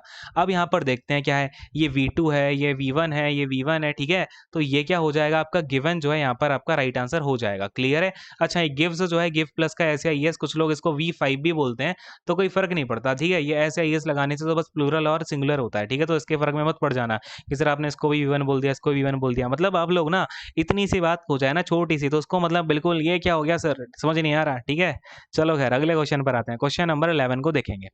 क्या है यहाँ पर हमारे पास में, and must be kept at an dash temperature. तो आपका जैसे मोबाइल फोन है ना, तो मोबाइल फोन को आप कैसे टेम्परेचर पे रखते हो, जब आपका मोबाइल फोन ज्यादा हीट हो जाता है तो आप क्या करते हो भाई, उसको उठा करके चुपचाप से स्विच ऑफ करके रख देते हो, जिससे कि इसका टेम्परेचर क्या हो जाए, ऑप्टिमम हो जाए। ऑप्टिमम क्या होता है, आपका रेगुलर टेम्परेचर हो जाए। क्लियर है, जिस पर आपकी मशीनरी फंक्शन करती रहे। तो ये बात तो आपको ऐसे भी समझ में आ जानी चाहिए, यहाँ पर आपका ऑप्टिमम होगा। लेकिन आप ऑप्शंस को भी देखोगे तो यहाँ पर क्या आउटडेटेड है, तो क्या आउटडेटेड टेम्परेचर पर रखोगे, हाँ भाई जो निकल गया पहले ही बूढ़ा पुराना हो गया उसके टेम्परेचर पे रखोगे, नहीं भाई। ऑप्शनल क्या होता है, कोई ऑप्शनल टेम्परेचर है क्या, नहीं, ऐसा कुछ नहीं होता। ऑप्टिमिस्ट आपका कोई ऐसा आशावादी कोई टेम्परेचर होता है क्या, नहीं। तो ऑफ कोर्स यहाँ पर आपका ऑप्टिमम ही राइट आंसर होगा। क्लियर है? दोनों तरीके से हमने देख लिया। नेक्स्ट वाले क्वेश्चन पर आते हैं, क्वेश्चन नंबर 12 को देखेंगे। अब देखो भाई 12th वाला क्वेश्चन क्या है, यहाँ पर हमें क्या दिया हुआ है, ये पैसिव वॉइस दी हुई है, हमें एक्टिव फॉर्म में लेकर के जाना है। क्लियर है? तो देखो अब यहाँ पर अपना क्या हो जाएगा, ध्यान से देखना, थोड़ा सा मैं पानी पी लेता हूँ, बहुत ही ज़्यादा आज मेरे शरीर में जो है थकान है, तो बड़े ध्यान से आप चीज़ों को थोड़ा आराम आराम से समझेंगे, ठीक है? देखो भाई क्या लिखा हुआ है, the thief was being arrested by the police. अब देखो यहाँ पर आप इन ऑप्शन से भी ना चीज़ों को एलिमिनेट कर सकते हो। मैं तो यही बोलूंगा ऑप्शन से एलिमिनेट करना सीखो। बाकी इसका मैं एक बार पहले आपको अलग से करके दिखाता हूँ, फिर हम ऑप्शंस पर भी जाएंगे, ठीक है? The thief was being arrested by the police. अब यहाँ पर अगर बीइंग का यूज हुआ है, मतलब ये आपका जो सेंटेंस है ये किस में रहा होगा, कॉन्टिन्यूस में रहा होगा, ठीक है? और चूंकि यहाँ पर हमने वॉज का यूज किया, मतलब पास्ट कॉन्टिन्यूस में आपका ये सेंटेंस रहा होगा। क्लियर? इतनी सी बात तो समझ में आ गई है। तो ये क्या हो जाएगा, बाय द पुलिस है, यानी अपना जो सब्जेक्ट है वो तो पुलिस है, तो हो जाएगा आपका पुलिस। और चूंकि यहाँ पर आपका आर्टिकल द का यूज हुआ है तो द पुलिस, ठीक है? The police was the police was arresting the thief, ठीक है? क्या हो जाएगा, the police was arresting the thief. Clear है? कोई दिक्कत हुई क्या इसमें? ऑप्शंस में अगर आप देखोगे तो यहाँ पर आपका ऑप्शन नंबर 1 राइट आंसर हो जाएगा। लेकिन इतनी सारी कहानी करने की जरूरत है नहीं, यहाँ पर आपने देखा बीइंग है, बीइंग का मतलब यहाँ पर आपको कॉन्टिन्यूस टेंस में लेकर के जाना पड़ेगा, मतलब आईएनजी होगी वी1 के साथ में। आपने यहाँ पर देखा ये वाला ऑप्शन आउट ऑफ पिक्चर हो जाएगा, क्योंकि यहाँ पर वी1 प्लस का आईएनजी है नहीं, यहाँ पर भी नहीं है, यहाँ पर भी नहीं है। ऑप्शन नंबर 1 ही यहाँ पर राइट आंसर हो जाएगा। आपको मुश्किल से 5 सेकंड लगेंगे, ठीक है ना? तो यहाँ पर आपको इन चीज़ों से ना ऐसे भी डील करना सीखना पड़ेगा, जहाँ पर कम टाइम लग रहा है वहाँ पे कम टाइम लगा के आगे बढ़ो, ठीक है? और हाँ, एक बात आपको मैं बता दूं, इंग्लिश का पेपर 10 से लेकर के 12 मिनट में अटेम्प्ट हो जाना चाहिए पूरा का पूरा, समझे? तभी आप जाकर के एग्जामिनेशन हॉल में 180 प्लस मार्क्स को जो है स्कोर कर पाओगे। समझो इस बात को। और रीजनिंग में भी आपको यही कोई लमसम 10 से 15 मिनट ही देने हैं। छोड़ो 10 मिनट, छोड़ो 15 मिनट दे दो, ठीक है? रीजनिंग पे आप 15 मिनट दे दो, यहाँ पर आप 10 से 12 मिनट में अगर आप निपटा दोगे तभी आप मैथमेटिक्स को 30 से लेकर के 35 मिनट में खींच पाओगे, समझे? ये सारी की सारी चीजें। अच्छा, मैथमेटिक्स को वहां से 35 मिनट में खींचोगे, जब आप मैथमेटिक्स को आप 30 मिनट में खींचोगे, जब आप 5 मिनट में बाकी के जीके को कर लोगे, ठीक है ना? तो ये सारी की सारी चीजें आपको इस तरीके से मैनेज भी करनी पड़ेंगी। क्लियर है? चलो खैर, अगले क्वेश्चन पर आता हूँ, क्वेश्चन नंबर 13 देखेंगे। क्या है अपने पास में, पीरियड ऑफ 10 ईयर्स क्या होता है? तो देखो इन चारों को ही समझ लेते हैं क्या क्या होता है। अच्छा, फोर्टनाइट जो है, फोर्टनाइट में कई सारे बच्चों को कंफ्यूजन होता है कि सर फोर्टनाइट होता क्या है। तो देखो ब्रिटिशर्स जो बोलते हैं ना, ब्रिटिशर्स जो हैं, ब्रिटिशर्स बोलते हैं कि भाई फोर्टनाइट क्या है, अपना एक 2 वीक्स का टाइम पीरियड है। ये क्या है, आपका 2 वीक्स का टाइम है। लेकिन कई सारी जगह क्या बोला जाता है, ये आपका 15 डेज का टाइम पीरियड है, ठीक है? 15 डेज का टाइम पीरियड है। अच्छा, क्यों बोलते हैं ऐसा? उन्होंने क्या माना, लेट्स से आज का दिन है, फिर ये बीच में आपका 2 हफ्ते का टाइम यानी कि 2 वीक्स का टाइम चला जाएगा, तो ये जो आपका काम है वो 15th डे में होगा, ठीक है? तो इसको वो लोग 15 डेज का जो है टाइम पीरियड भी मान लेते हैं। तो इसमें आपको कोई कंफ्यूज होने वाली बात है नहीं। इसके बाद में आता है डिकेड। डिकेड का मतलब क्या होता है, पीरियड ऑफ 10 ईयर्स, ठीक है ना? पीरियड ऑफ 10 ईयर्स, ये लिख लो, पीरियड ऑफ 10 ईयर्स। अब इसके बाद में सेंचुरी। सेंचुरी होता है आपका पीरियड ऑफ 100 ईयर्स, ठीक है ना? सेंचुरी क्या होता है, पीरियड ऑफ 100 ईयर्स। और मिलेनियम क्या होता है, मिलेनियम होता है आपका 1000 ईयर्स का टाइम, ठीक है ना? मिलेनियम होता है 1000 ईयर्स का। क्लियर है? समझ में आ गया सभी को, कोई दिक्कत तो है नहीं? तो अपना आंसर यहाँ पर क्या हो जाएगा, डिकेड हो जाएगा, ठीक है? पीरियड ऑफ 10 ईयर्स क्या होगा, डिके होगा, डिकेड होगा। अगले क्वेश्चन पर आता हूँ, क्वेश्चन नंबर 14 देखते हैं। देखो यहाँ पे ध्यान से, हमें क्या, अब देखो ये आ गया PQRS। कई सारे बच्चे इसी में उलझे रहते हैं, पता नहीं क्यों, मुझे मतलब सबसे ज़्यादा इजी तो PQRS ही लगता है। क्या दिक्कत है इसमें? अगर आपने पार्सिंग वाला जो एरर वाला जो मैंने आपको क्वेश्चन जो करवाए हैं ना, ये 1300 प्लस क्वेश्चन, 1300 प्लस वाला जो अपना कोर्स है ना, अगर आपने वो अभी तक का कर लिया है तो PQRS वगैरह में ना कोई दिक्कत नहीं आने वाली है। अभी खैर देखो यहाँ पर समझाता हूँ। क्या है अपने पास में, ये कुछ नहीं देखना अपने को, ठीक है? मैंने क्या बताया, ऑप्शंस में जाना है सीधा। ऑप्शंस में देखा मैंने, पहले डी आ सकता है, बी आ सकता है, बी आ सकता है, ए आ सकता है, यानी कि अपने पास में तीन ऑप्शन आ गए पहले आने के, ए बी डी। तो सी को पिक्चर से हटाओ, ए बी डी को देखो।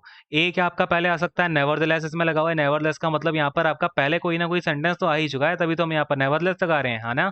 बोलो हाँ, क्लियर है? चलो इसके बाद में आया बी पर, ये वाला भी पिक्चर से बाहर। बी पे आया, a change that is conducive to happiness, ये लिखा हुआ है। मैंने कहा अरे भाई ठीक है, ये तो अपने आ सकता है पहले नंबर पर, इसको मैंने होल्ड पर रख दिया। फिर मैं आ गया किस पर, डी पर। डी को मैंने देखा सो। अब ये सो को देख के मैंने कहा अरे भाई ये भी पिक्चर से बाहर हो गया, कि सो तो तभी आएगा ना जब आप पहले कोई एक रीजन दोगे, है ना? पहले कोई आपको क्लॉज तो देना ही चाहिए, तभी तो आप उसका कुछ कंक्लूजन निकाल करके सो बोलोगे, है ना? क्लियर है? तो यहाँ पर ये सब के सब पिक्चर से बाहर, ओनली अपना बी बचा, तो यहाँ पर आपका पहले तो आ गया बी। क्लियर है? यहाँ तक बात समझ में आई है? अब आपने देखा बी वाले ऑप्शन यहाँ पर दो हैं। फिर आपने देखा बी के आगे या तो सी हो सकता है या डी हो सकता है। अब आपको इन दोनों को देखना है। अब आप बड़े ध्यान से देखिएगा, यहाँ पर लिखा है change that is conducive to happiness may be termed as progress. ठीक है भाई, बढ़िया बात है। फिर आपने देखा सी को, but different people find happiness in different things. ठीक है जी, ये भी आ सकता है इसके आगे। फिर मैंने देखा so if a change contributes to the growth of these factors it is progress. अब ये देख करके मेरा माथा थोड़ा सा ठनका। क्यों ठनका भाई, दिमाग मेरा क्यों खराब हुआ? मैंने कहा यहाँ पर तो बात हुई सिर्फ एक ही चेंज की, और यहाँ पर मैंने बस ऐसा कुछ बोला है कि change that is conducive to happiness may be termed as progress. यहाँ पर मैंने क्या कोई फैक्टर्स की बात करी है क्या? कोई ऐसे 2-3 पॉइंट है क्या जो फैक्टर्स अपने यहाँ पर बन सके? नहीं है। फिर मैंने देखा डी को, यहाँ पर तो बात कर रहा है कोई अपने दीज थ्री फैक्ट, ये जो भी कुछ फैक्टर्स हैं दीज फैक्टर्स की। तो दीज फैक्टर की अगर बात करी है और यहाँ पर आपका पहले बी आ रहा है, तो ये चीज़ तो पॉसिबल है नहीं, क्योंकि यहाँ पर मैंने कुछ फैक्टर्स की बात नहीं करी और उसके बाद में आपने दीज से जो है वो डेमोन्स्ट्रेट करवा दिया इन फैक्टर्स को। तो भैया डी तो बी के आगे आने से रहा, तो इसको मैंने हटा दिया। ओनली सी आपका बचता है, तो बी के आगे क्या आएगा? सी आएगा। बस आपको इतना सा देखा आपने और फटाफट से टिक लगा करके आगे बढ़ जाना है, लेकिन मैं आपको क्या करूंगा आगे समझाऊंगा, ठीक है? अब देखो बी हो गया, सी हो गया। अब मैं देखूंगा कि क्या सी वाला जो अपने ऑप्शन लगाया है हमने यहाँ पे, but different people find happiness in different things, तो यहाँ पर भी क्या कुछ फैक्टर्स आ पाए? क्या नहीं आ पाए। मतलब इसके आगे फिर से सी के आगे डी नहीं आएगा। फिर मैं गया ए के पास, मैंने कहा अरे भाई तुम ही कुछ बताओ। Nevertheless sound health, economic security and mental satisfaction. मैंने कहा अरे भाई यही तो है फैक्टर्स, मिल गए factors.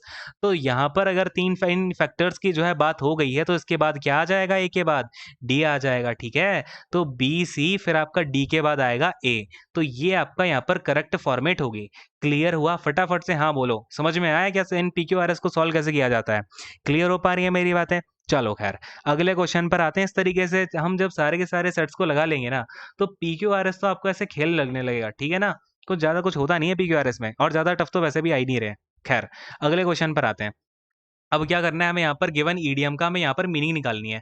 A snake in the grass, तो एक स्नेक है ग्रास में, उसका मतलब क्या होता है इसको ऐसे समझ लो। लेट्स से आपका कोई दुश्मन है, ठीक है? ये आपकी ग्रीन ग्रीन ग्रास है, इसके अंदर ग्रीन ग्रीन सा स्नेक बन के घुस गया। अब वो क्या करेगा? आपके लिए एक सीक्रेट एनिमी तो हो गया, तो बस वो क्या हो जाएगा? आपका सीक्रेट एनिमी इसका मतलब हो जाएगा। क्लियर है? बात समझ में आ रही? कभी भी स्नेक का जो वैसे मीनिंग होता है ना, वो हमेशा हम मोस्टली जो है वो एनिमी की सेंस में यूज कर रहे होते हैं।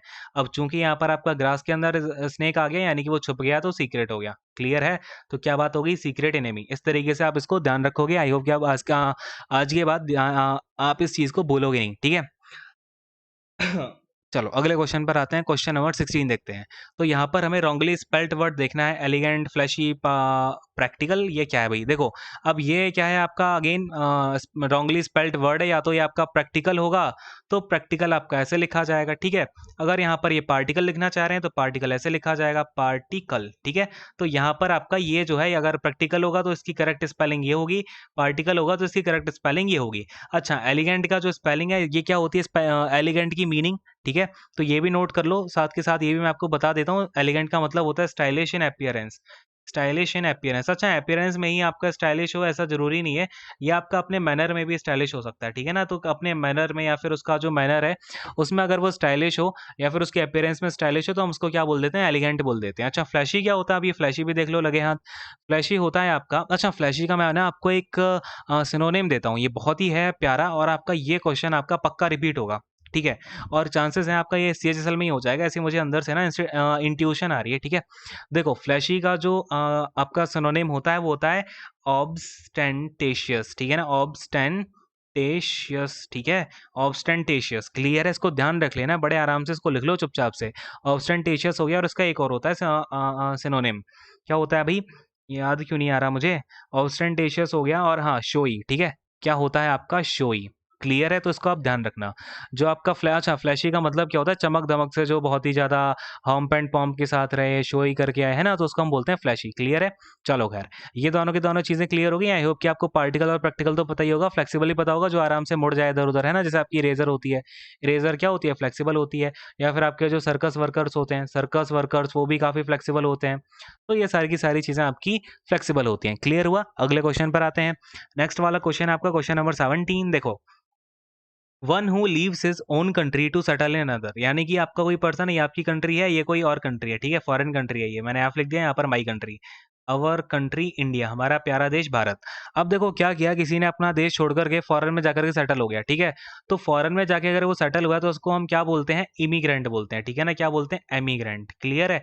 लेकिन अब क्या हुआ, कोई पर्सन फॉरेन से आकर के हमारे प्यारे भारत देश में सेटल हो जाता है, तो उसको हम पता क्या बोलते हैं, उसको हम बोलते हैं इमिग्रेंट, ठीक है ना। क्या बोलते हैं, इमिग्रेंट। क्या बोलेंगे, इमिग्रेंट। तो इन दोनों में आप ध्यान रखना, ये आप कभी कंफ्यूज मत होना इस बात में, ठीक है। चलो खैर, फॉरेनर क्या होता है पता ही होगा, जो बाहर से आए, क्लियर है, जो अपने देश का ना हो। नेटिव क्या होता है, नेटिव को एक बार नोट कर लो, ये आपका वन वर्ड में भी कई बार आ चुका है और ये आने के चांसेस रहते हैं, ठीक है ना। ये कई सारे कुछ वर्ड्स होते हैं जो बार बार रिपीट होते रहते हैं। तो ये होता है associated, associated with the place by birth, ठीक है ना। यानी कि कोई पैदा होके ही उस प्लेस पर रह रहा है। लेट से हम लोग भारतीय हैं और आप अपनी जिस जगह पर पैदा हुए, आप जिस विलेज में पैदा हुए, वहीं पर आप लगातार रह रहे हो कंटिन्यूसली, तो आप क्या हो जाओगे, वहाँ के नेटिव हो जाओगे, क्लियर है। क्या हो जाओगे, वहाँ के नेटिव। बात समझ में आ रही है। चलो, इमिग्रेंट आपको पता ही है, जो अपना क्या अपने देश को छोड़ करके दूसरे देश में सेटल हो जाए, लाइक अपना यहाँ पर जो थर्ड वाला ऑप्शन है वो राइट आंसर हो जाएगा। टूरिस्ट क्या होता है, जो दूसरे देश से अपने देश में आए, यानी कि कहीं भी वही घूमने जाए, ठीक है ना। कोई क्या करता है, विजिट करने जाता है एकदम, तो उसको हम क्या बोलते हैं, टूरिस्ट बोलते हैं, क्लियर है। बात समझ में आ गई, चारों के चारों ऑप्शन क्लियर, सबको क्लियर है ना। अगर कोई डाउट होता है तो अपना डाउट जरूर पूछ लेना, और अपने डाउट्स को कमेंट सेक्शन में, अगर आपको कोई डाउट आता है ना, तो कमेंट सेक्शन में अपने डाउट को पूछना मत भूलना, ठीक है। बार बार नहीं बोलूंगा, चुपचाप से अपने डाउट पूछ लिया करो, नहीं तो एग्जामिनेशन में क्या करोगे, हाँ। चलो, अगले क्वेश्चन पर आते हैं, क्वेश्चन नंबर 18 को देखेंगे। क्या है अपने पास, question number 18 again misspelt word वाली जो है अपनी यहाँ पर एरर आ गई है, देखते हैं। तो पहला ऑप्शन यहाँ पर अपने पास में परसुएशन, ठीक है। तो परसुएशन का मतलब पता ही होगा सबको कि परसुएशन का मतलब होता है आप किसी को भी क्या करें, परसुएड करें, है ना। बेसिकली आप किसी को राजी कर लें किसी भी काम के लिए, तो इसको आप क्या बोल सकते हैं, या फिर कुछ और। हाँ, परसुएशन के ना दो मीनिंग होते हैं। एक तो हो गया आपका किसी को परसुएड करना, क्या हो गया, परसुएड करना, जब आपका ये यूज़ हो रहा होता है एज अ नाउन, ठीक है। लेकिन अगर मैं इसके फॉर्मल मीनिंग की बात करूँ, ठीक है ना, फॉर्मल मीनिंग जो इसकी होती है परसुएशन की, वो होती है आपकी रिलीजियस, रिलीजियस और पॉलिटिकल बिलीफ, ठीक है ना। तो आप इसको भी नोट डाउन करके रख लेना। कई बार बच्चे क्या करते हैं, ये परसुएड वाला तो सबको पता होता है, राजी कर लेना, है ना। किसी को भी जबरदस्ती करके कुछ परसुएशन करना कि हाँ भाई नहीं तुम ऐसा करो करो, है ना। ये तो हो गया है आपका परसुएड वाला। लेकिन जो फॉर्मल जो इसकी मीनिंग होती है, अगर मैं फॉर्मली बात करूँ, तो रिलीजियस और पॉलिटिकल बिलीफ होती है, ठीक है, पॉलिटिकल बिलीफ। तो इसको आप ध्यान रखना, ठीक है। तो यहाँ पर आप कंफ्यूज मत होना, कभी भी आपका वन वर्ड में भी आ जाता है, तो ये आप थोड़ा सा ध्यान रखिएगा। अब ये क्या है, ऑस्टेंटेशन। अब यहाँ पर ये जो है इसकी स्पेलिंग यहाँ पर गलत है, मैंने आपको ऊपर ही बताया हुआ है। अच्छा, मैंने आपको ऊपर ये मीनिंग बताई थी ना, ऑब्स्टेंटेशियस, तो उसको आप एक बार जरा करेक्ट कर लेना एक बार, ठीक है ना। ये ना आपकी उसमें ओ बी नहीं होता है, ऑस्टेंटेशियस होता है ओनली, ठीक है ना। बी यहाँ से आप हटा देना एक बार, मैंने आपको ऊपर शायद शायद जो मैंने आपको स्पेलिंग लिख दी थी उसमें मैंने आपको बी लगा दिया था, है ना। तो यहाँ पर आपका बी नहीं होगा, इसकी करेक्ट स्पेलिंग होती है OSTENTATIOUS, ठीक है। इसको एक बार नोट डाउन कर लेना। इसका मतलब बेसिकली क्या होता है, आप क्या करें, काफ़ी ज़्यादा एक्सपेंसिव अपना जो है लाइफ स्टाइल रखें, एक्सपेंसिव लाइफ स्टाइल रखना या फिर फ्लैशी लाइफ स्टाइल रखना, है ना। जिससे कि क्या हो, कई सारे लोग आपसे इंप्रेस हो पाएँ, ठीक है ना। तो इसका मतलब आपका ये होता है। फिर आपका मेंशन आ गया, मेंशन आपको पता ही है, जब आपका कोई बढ़िया आलीशान सा कुछ बंगला हो, ठीक है। एक्सटेंशन आपको पता ही, किसी भी चीज़ को इंक्रीज करना या फिर बढ़ाना, है ना, जोड़ तोड़ करके, उसको हम एक्सटेंशन बोल रहे होते हैं, क्लियर है। राइट स्पेलिंग आपकी क्या होगी ऑस्टेंटेशियस की, ये होगी, ठीक है। क्या होगी, इसको एक बार मैं फिर से लिख देता हूँ और भी बड़े बड़े में, ऑस्टेंटेशियस। मुझे ये वर्ड ना काफ़ी इंपॉर्टेंट दिख रहा है आपका, ये आने के पूरे पूरे चांसेस हैं। अगले क्वेश्चन पर आता हूँ, क्वेश्चन नंबर 19 देखेंगे। देखो, the prime minister along with the other ministers have left for America. अब जिन लोगों ने 1300 वाला कोर्स किया हुआ है ना, मतलब आपको एरर्स तो देख के ही समझ में आ ही रही होंगी, अब क्या ही है इस एरर में। देखो, द प्राइम मिनिस्टर अपना यहाँ पर ये क्या हो जाएगा, सब्जेक्ट हो जाएगा। अलॉन्ग विद क्या है, ये अलॉन्ग विद अपना यहाँ पर प्रपोजिशन है, क्या है ये अपना प्रपोजिशन है। फिर ये जो द अदर मिनिस्टर्स है, अब इसमें ये क्या बनेगा, प्रपोजिशन का ऑब्जेक्ट, यानी कि प्रपोजिशनल ऑब्जेक्ट पीओ, क्लियर है। और ये अदर क्या कर रहा है, मिनिस्टर्स के बारे में बता रहा है कि जो बाकी के मिनिस्टर्स है ना। अच्छा, ये द अदर का यहाँ पर हमने यूज़ क्यों किया है कि प्राइम मिनिस्टर को भी, देखो प्राइम मिनिस्टर है तो मिनिस्टर ही, लेकिन अगर हमने प्राइम मिनिस्टर को अलग से यहाँ पर लिख दिया है, इसका मतलब प्राइम मिनिस्टर को छोड़ के जो बाकी के मिनिस्टर्स हैं ना उनकी बात की जा रही है, ठीक है। और अगर मैं इसको पूरा का पूरा बोलूँ तो ये आपका एक पार्टिटिव की तरह यूज़ होगा। अब ये जो हैव है, ये हैव अपना सब्जेक्ट अगर मैं देखता लिखता हूँ प्राइम मिनिस्टर। ये जो सब्जेक्ट है अपना कैसा है, सिंगुलर सब्जेक्ट है ना, बोलो हाँ। अगर ये सिंगुलर सब्जेक्ट है तो अपनी यहाँ पर वर्ब कैसी आनी चाहिए, सिंगुलर आनी चाहिए, यानी कि यहाँ पर क्या हो जाएगा, हैव की प्लेस पर हैज़ हो जाएगा। समझ में आ रही है ना बातें। चलो अब यहाँ पर ये जो लेफ्ट है, ये लेफ्ट क्या हो जाएगा अपना, यहाँ पर मेन वर्ब हो जाएगी, ठीक है ना, क्या हो जाएगी, मेन वर्ब। हैज़ क्या हो गया, हेल्पिंग वर्ब हो गई। इसके बाद में अगर मैं बात करूँ, ये फॉर क्या हो जाएगा, फॉर अपना यहाँ पर प्रपोजिशन हो जाएगा, और ये अमेरिका क्या हो जाएगा, इस प्रपोजिशन का ऑब्जेक्ट यानी कि पीओ हो जाएगा। क्लियर है, समझ में आ गया सभी को। तो यहाँ पर आपकी एरर किसमें है भाई, एरर है अपनी ये हैज, हैव लेफ्ट फॉर, ठीक है ना। तो हैव लेफ्ट आपका यहाँ पर नहीं होगा, हैज हमें यहाँ पर करना पड़ेगा, ठीक है। ऑप्शन नंबर 2 जो है अपना यहाँ पर राइट आंसर हो जाएगा। क्लियर है बात, मेरी समझ में आ रही है तो फटाफट से हाँ बोल दो। चलो अगले क्वेश्चन पर आ जाते हैं, नेक्स्ट वाला क्वेश्चन देखेंगे, क्वेश्चन नंबर 20। अब आपको सिनोनिम बताना है पेनिटेंस का। तो देखो पेनिटेंस का मतलब क्या होता है, एक बार अच्छे से लिख लेना। इसका काफ़ी बढ़िया मीनिंग है, और ये ना आई थिंक आपका वन वर्ड सब्स्टिट्यूशन में भी आ चुका है पेनिटेंस। द इसका मतलब होता है आपका the action of feeling, the action of feeling, या फिर आप इसको शोइंग भी बोल सकते हो, ठीक है, क्योंकि एक्शन है तो आपका शोइंग तो आएगा ही, सही, फीलिंग कोई एक्शन नहीं होता है। और showing sorrow and regret for having done wrong, regret for having done wrong, ठीक है ना। तो आपने क्या किया है, कुछ गलत कर दिया, या आपका रॉन्ग लिख देता हूँ यहाँ पर मैं, ठीक है। तो क्या हुआ, आपने कुछ गलत कर दिया, उसके लिए अब आपको क्या है, रिग्रेट है, या फिर आपको अपना उसके ऊपर दुख व्यक्त कर रहे हो, या फिर आप अपना दुख जो है उसके ऊपर फील कर रहे हो, ठीक है। तो उसको हम क्या बोलते हैं, पेनिटेंस बोलते हैं, और इसका जो सिनोनिम होता है वो होता है रिपेंटेंस, ठीक है ना। ये ध्यान रखना, काफ़ी इंपॉर्टेंट वर्ड्स हैं दोनों के दोनों, दोनों का मीनिंग सेम होता है और दोनों आपस में सिनोनिम होते हैं। अच्छा, एक इसका एक और सिनोनिम होता है जो आपसे पूछा जाता है, तो ये नोट डाउन कर लेना, आपका कॉन्ट्रीशन, ठीक है ना। क्या होता है, कॉन्ट्रीशन। कॉन्ट्रीशन का मतलब भी होता है आपने पहले कोई कुछ गलत काम कर दिया और उसके लिए अब आपको क्या हो रहा है, रिग्रेट हो रहा है, या फिर अब आप उसके लिए अपना सॉरो जो है वो दिखा रहे हो, ठीक है। और एडमिरेशन तो पता ही है सबको, किसी को एडमायर करना, किसी की प्रशंसा करना, ठीक है। मिजरी सबको पता है, क्या मिजरी क्या होता है, आपका सफरिंग्स होती हैं किसी, ठीक है ना, क्या होता है, सफरिंग्स। सफरिंग्स को हम बोल रहे होते हैं मिजरी। पेशेंस आपको पता ही होगा, पेशेंस आपको रखना बहुत जरूरी है, अपने आप में धैर्य होना चाहिए। क्लियर है, तो पेशेंस क्या होता है, आपका धैर्य रखना। अगले क्वेश्चन पर आते हैं, क्वेश्चन नंबर 21। देखो यहाँ पर क्या है, विशियस। विशियस का मतलब देखो, अब ये विशियस क्या है भाई, विशियस का मतलब होता है आपका क्रूअल या फिर डेंजरस, ठीक है ना। क्या होता है, क्रूअल या फिर डेंजरस, इसको आप नोट डाउन कर लेना ध्यान से। और यहाँ पर आपका ये जो पेनफुल है, सारे वर्ड्स की हम यहाँ पर मीनिंग देखेंगे। पेनफुल आपका होता है हार्मफुल और डिस्ट्रक्टिव, ठीक है ना। क्या होता है, हार्मफुल या फिर आपका डिस्ट्रक्टिव। क्लियर है, बात समझ में आ रही है ना। चलो अब ये सिंफुल आपको पता ही है, पाप से भरा हुआ। अनफॉर्चुनेट आपको पता ही है, जो कि अभाग्यशाली, यानी कि अभाग्यशाली हो, है ना, किसी कभी भी हमें नेगेटिव सेंस में बोलना होता है तो होता है अनफॉर्चुनेटली, है ना। मैं ऐसा चाहता नहीं था लेकिन हो गया, ये इसका मिसफॉर्च्यून या फिर अनफॉर्चुनेटली ऐसा हो गया। वर्चुअस देखो, वर्चुअस आपका होता है one who behaves morally good, ठीक है ना। क्या हो, कोई मोरली बहुत ही मतलब अच्छे तरीके से बिहेव करता हो, या फिर उसके जो मैनर्स है ना वो काफ़ी अच्छे हों, है ना। जो मोरल मैनर होते हैं, मोरालिटी होती है ना, वो सारे उसके काफ़ी अच्छे हों, उसको हम बोल रहे होते हैं वर्चुअस। क्लियर है। तो देखो यहाँ पर हमें क्या देखना है, एंटोनेम देखना है। अब आपने देखा विशियस का मतलब क्रूअल, क्रूअल और डेंजरस। पेनफुल तो इसका क्या हो गया, सिनोनेम हो गया, ठीक है। और सिंफुल भी इसका एक तरीके से सिनोनेम ही होता है। क्लियर है, सिंफुल क्या होता है, सिनोनेम होता है। अनफॉर्चुनेट आपका ये पिक्चर से ही बाहर है। वर्चुअस इसका मतलब आपका ये क्या हो जाएगा, इसका एंटोनेम हो जाएगा, ठीक है ना। क्या हो जाएगा, इसका वर्चुअस एंटोनेम हो जाएगा। क्लियर है, अगले क्वेश्चन पर आते हैं, क्वेश्चन नंबर 22 देखते हैं। देखो अब अगेन अपने पास यहाँ पर PQRS आ गया, काफी बढ़िया क्वेश्चन, देखते हैं इसको ध्यान से, ठीक है ना। इसको करने का तरीका भी देखेंगे कि हम यहाँ पर किस तरीके से इस वाले PQRS से डील करेंगे। देखो तो देखो अब अपना यही काम कि हमें यहाँ पर ना सबसे पहले क्या करना है, इन चारों ऑप्शन में से ये चारों हमें यहाँ पर कुछ नहीं पढ़ने हैं सेंटेंसेस। सबसे पहले हम क्या करेंगे, ऑप्शंस को देखेंगे। यहाँ पर अपना पहले सी आ सकता है, सी आ सकता है, ए आ सकता है, बी आ सकता है, यानी अपने पास पॉसिबिलिटी है पहले आने की ए, बी और सी। डी तो पिक्चर से बाहर ही हो गया। अब देखो ए और बी और सी एक एक करके हम पढ़ते हैं। Can I borrow your camera. अब ये सीधी सीधी बात तो हम शुरू कर नहीं सकते हैं कि हम यहाँ पर सीधा कैमरा लेने की बात कर दें, क्योंकि आगे जो है कहानी ऐसी भी है कि I will give it back to you next week. अब अगर मैं बी वाले को देखता हूँ तो I will give it back to you, यानी कि यहाँ पर मैंने इट जो प्रोनाउन है इसका यूज़ किया, तो इसके पहले कोई नाउन तो यूज़ किया होना चाहिए था ना कि इट है क्या, यानी कि अब बी वाला भी पहले नहीं आ सकता है क्योंकि इट का यूज़ हुआ है। बात को समझ पा रहे हो ना? तो अब देखो, यानी कि अपना ए यूज़ हो नहीं सकता क्योंकि can I borrow your camera ये मैं सीधा नहीं पूछ सकता हूँ, और ये अपना ऑप्शन मैंने वैसे अभी होल्ड पे लगा दिया, ये मैं सीधा पूछ भी सकता हूँ, लेकिन आगे क्या कोई इससे बढ़िया मेरे पास ऑप्शन है? तो फिर मैं सी के पास आया, मैंने देखा I am going to jungle safari tomorrow, यानी कि I am going to jungle safari tomorrow ये अपना ज़्यादा बेटर चॉइस है, मोस्ट अप्रोप्रिएट चॉइस है इंस्टीड ऑफ ऑप्शन ए, ठीक है ना? यानी मैं जाकर के किसी से सीधा सीधा थोड़ी पूछने लगूंगा क्वेश्चन मार्क करके, है ना? मैं उसको पहले बताऊंगा कि मैं जंगल सफारी जा रहा हूँ कल, फिर तुम मुझे अपना कैमरा दे दो, है ना? ये कहानी चलेगी।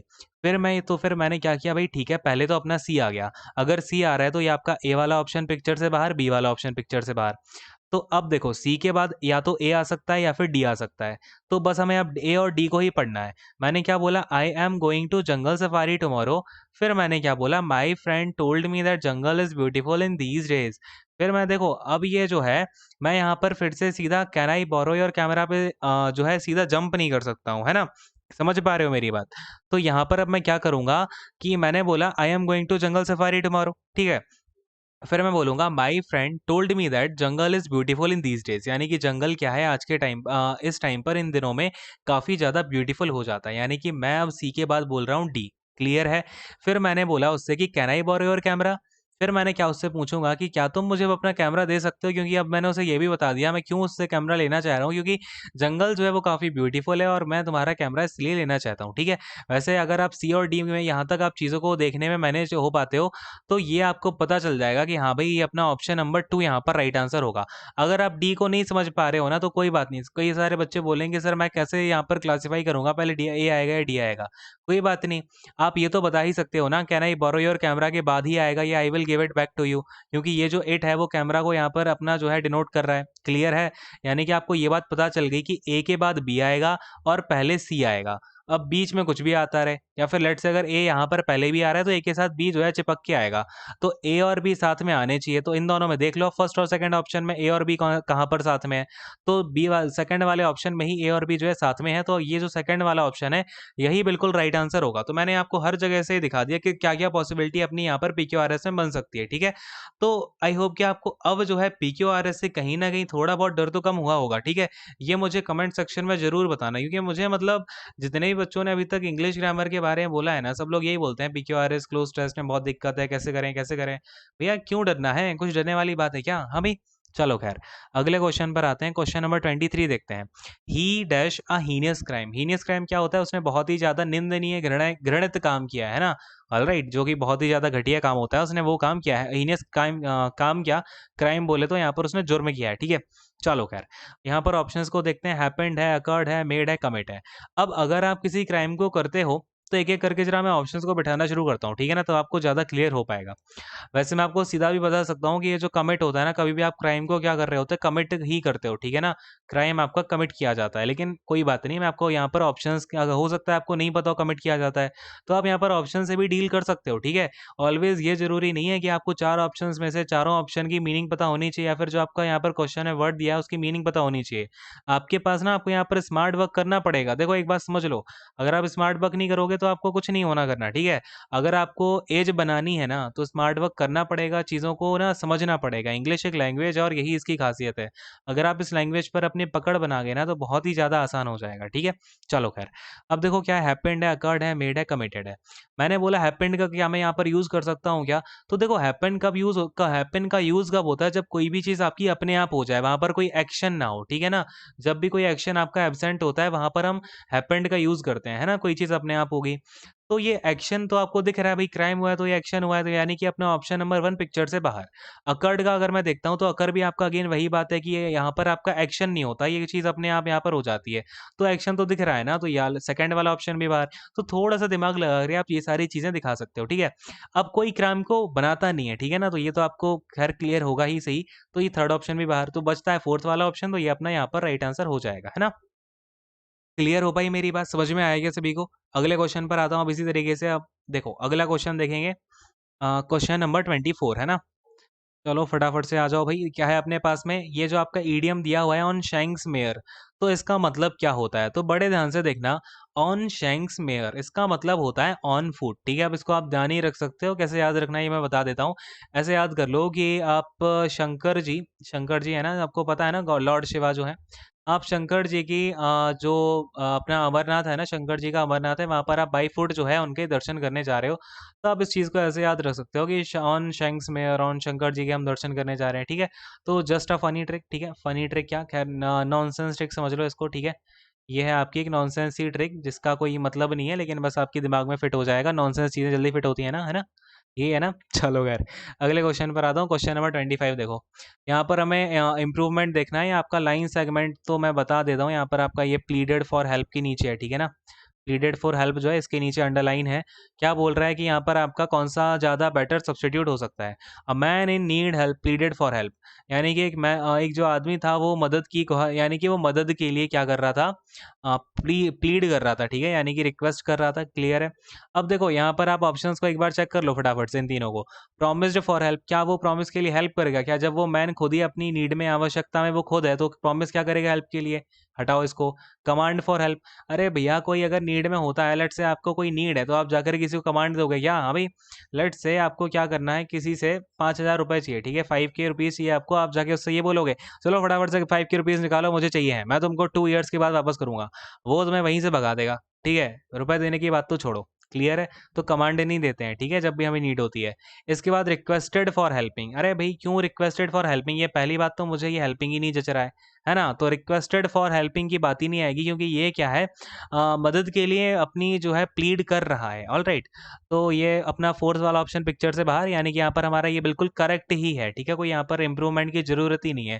तो ये नो नो इम्प्रूवमेंट आएगा। अब जो बच्चे यहाँ पर ये सोच के बैठे रहते हैं ना कि एग्जामिनर कभी नो इम्प्रूवमेंट वाला क्वेश्चन देगा ही नहीं, तो उनके साथ ये बहुत बड़ा धोखा है।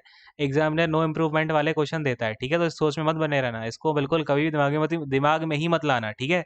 मैंने देखा है कई सारे बच्चे इसी डाउट इसी चक्कर में ना, मतलब माइनस मार्किंग लेके आ जाते हैं, ठीक है। तो चलो खैर, आज का सेशन यहीं पर एंड करते हैं। आई होप कि आपको मैंने आज जितने भी 25 क्वेश्चंस कराए हैं वो आपको क्लियर हो गए होंगे बढ़िया से। हर चीज़ मैंने आपको यहाँ पर एक्सप्लेन कर दी है, इस पेपर में कुछ भी नहीं छूटा, ठीक है ना, कि कुछ भी छूटा हुआ हो। और आज रात तक आपको दोनों पेपर्स की पीडीएफ भी मिल जाएगी, तो चुपचाप से बैठ करके पीडीएफ में जितने भी मैंने अभी तक क्वेश्चंस कराए हैं उनको रिवाइज कर लेना। तभी आपका जो है धन्य भाग होंगे, ठीक है। चलिए खैर, यहीं पर सेशन को एंड करूंगा। Thank you so much, God bless you all, take care, bye bye.